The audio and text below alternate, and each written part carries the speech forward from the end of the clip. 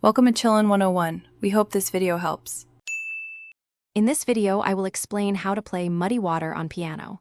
We'll start by identifying the song's key and its fundamental chord structure, which is crucial for a solid foundation.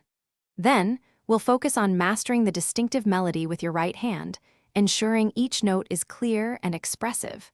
Finally, we'll integrate the left-hand bass line, paying close attention to its rhythmic feel to capture the song's authentic groove. Let's get started. Now, let's dive deeper into the right-hand melody. Pay close attention to the syncopated rhythms and how the phrases connect, giving the song its unique character. We'll also explore how to add simple chord voicings with your right hand to create a fuller, more harmonious sound. Remember to use consistent and efficient fingerings.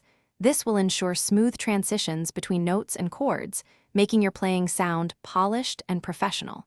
Practice slowly to build accuracy. Moving to the left hand, we'll focus on the iconic walking bass line that drives Muddy Water. Understanding this pattern is key to capturing the song's bluesy feel. Practice coordinating your left hand with the right hand melody, ensuring they work together seamlessly to create a cohesive sound.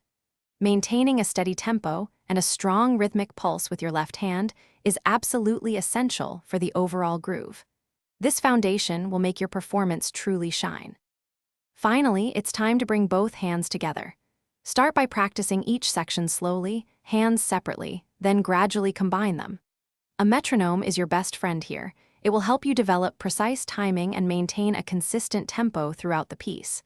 Remember, patience is key, and consistent practice yields the best results.